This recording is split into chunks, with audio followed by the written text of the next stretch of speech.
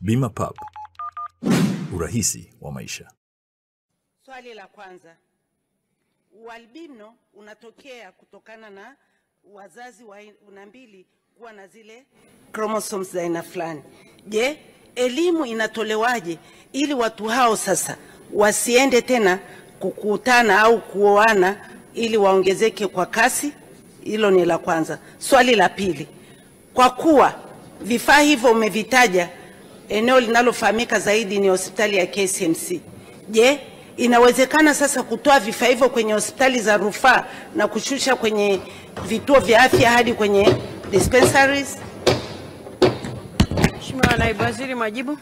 Mheshimiwa Spika, kwanza nimpongeze Mheshimiwa mbunge kwa namna ambavyo amekuwa akifanya kazi nzuri sana kwenye wilaya zetu sisi wabunge ambao tunatokea mkoa wa Kilimanjaro. Tunakushukuru sana dada yangu kwa jinsi ambavyo unawahudumia kina mama kwenye hili eneo lako.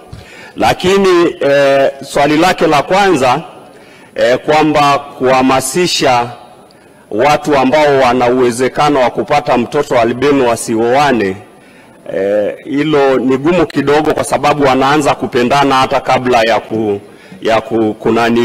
ya kuanza kupima mambo mengine. Kwa hiyo sasa wakati mwingine, na hilo nalo ukilichukua kama serikali, inabidi tuwe makini sana kwenye swala zima la unyanyapaa na mambo mengine yanayofanana na hayo. Tunalichukua kulitafakari, lakini ni ngumu sana namna ya kulitekeleza, ijapo inajulikana sababu hizo, lakini tunafikiri sio swala la kuzungumza sana ili kuondoa unyanyapaa na kupunguza mambo mengine ya aina hiyo.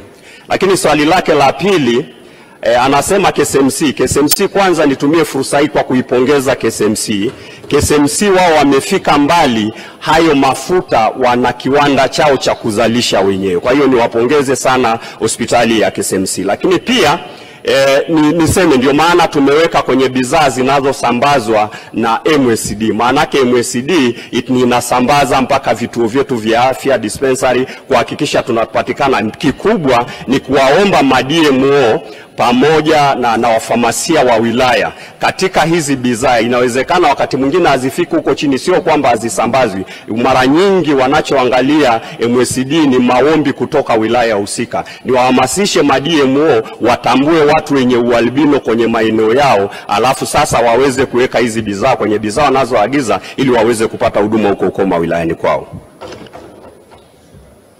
Mheshimiwa Esther Bulaya. Habari hii inatokea jijini Arusha, inahusiana na hoteli ya kimataifa ya Parrot Hotel. Hoteli hii ina hadhi ya nyota 4 ya ukweli iliyopo Kaloleni jijini Arusha. Jengo lake ni la ghorofa lenye floor 13, vyumba 116 vya kulala vyenye hadhi tofauti. Hapa kuna executive suite, junior suite, executive, standard bedroom, double deluxe na twin bedroom. Parrot Hotel ndani yake ina migahawa miwili. Mmoja ni maalum kwa ajili ya kupata kahawa za aina zote.